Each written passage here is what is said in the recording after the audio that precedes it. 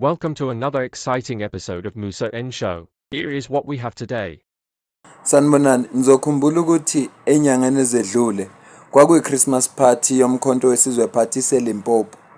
La uFloyd ayikhuluma khona namalunga nje omphakathi ebatshela ukuthi waconceptualize i-EFF ukuthi ifuneme kanjani, wabhala ama-7 cardinal pillars yena yedwa nje. Kanti ngaphambi kuba akhulume lapho, wayikhulumile ngesikhathi wayikhuluma noDr. Sizwe Mpofu ku-SMWX ukuthi waconceptualize i-EFF, washo ukuthi wenzani. So kwaba nempikisano enkulu la einkundleni zokuxhumana ngoba manje uFloyd esezenza umuntu owenza into enkulu ku-EFF. Amanye ama-members we-EFF nawuthi nje igama kuthiwa ama-fighter lavela ngaye. Kwaba nempikiswano enkulu ngoba abanye babekuphika bethi no lena i-organization bayiqale bebaningi so bekungama-idea wabanye abantu. Kodwa angifisi ukuchaza kaningi, ngifuna ukudedela yena uFloyd asho leyo nto leyo bese siqhubeka nenkulumo. Kodwa ngaphambi basiqhubeke, ngicela usubscribe kule channel, ulike ivideo, uyishare, ucomment kwi-comment section. Ngiyacela futhi ujoin i-membership yale channel. Iqala ku-20 rand nje ngenyanga. Ngiyacela kakhulu usenzele lo favor. Nangu ngoFloyd. It's not a secret that I conceptualized the economic freedom fighters. The name, the references of commissars, commander-in-chief, the 7 cardinal pillars, the founding manifesto, and all its key documents, including the documents which are constituting the Third National People's Assembly. Like I see the core and main document is the document which in my resignation letter I said should guide the organization on organizational redesign. So it's one of those things that had to be done.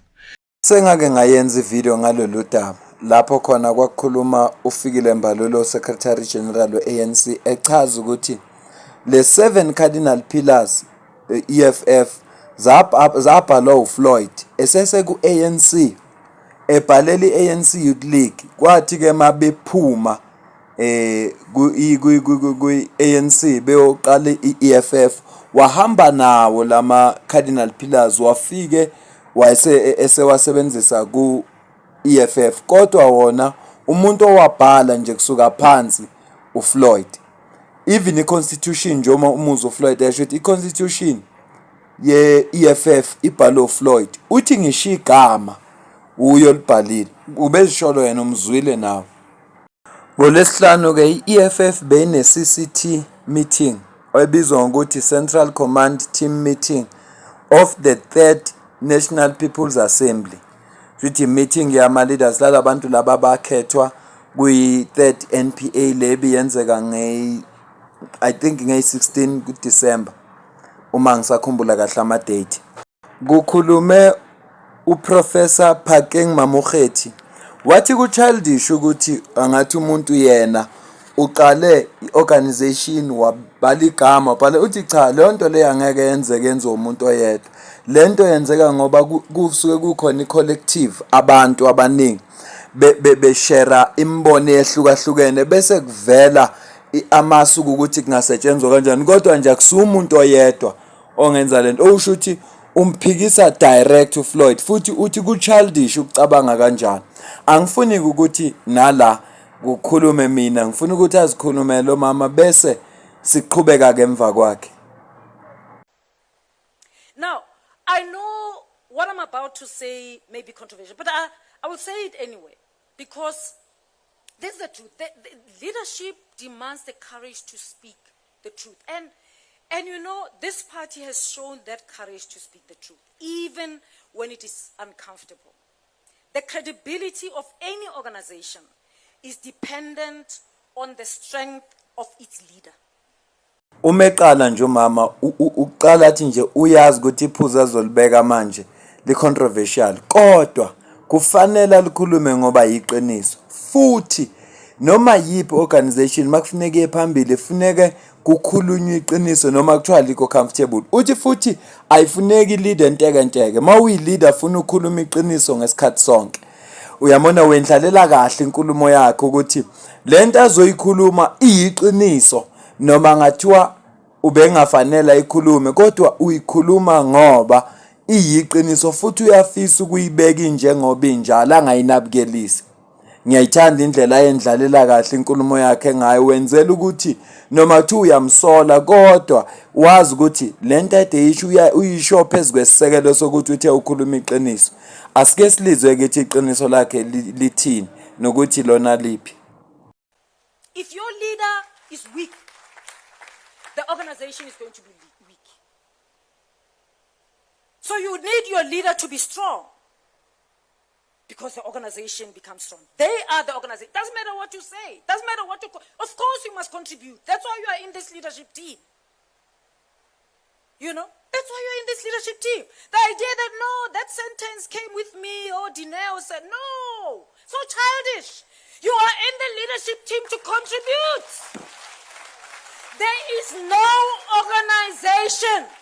There is no organization where the leader writes all the documents, prepares all the submissions, writes all the... It doesn't exist. It doesn't exist. Not just the leader, but not one person does all of that. Ideas are co-constructed. When we come to a workshop, we are deciding about the future of the organization. We discuss whatever, and we talk, and then you come with a word. Oh, it didn't come out of the blue. It's because of our contribution, as we are discussing. You just know better English. And so you coin the words. So in fact, it's childish for anyone to say, yeah, you know, workshop ela networking, you know, bengiphethe. So you strengthen the leader. In fact, you say, we are led. We are led. For me, that's mature leadership. Ngiyacabanga ukuthi umzuleke echaza ukuthi njengoba bekhona lapha as ama leader ayifuneki leader enteke.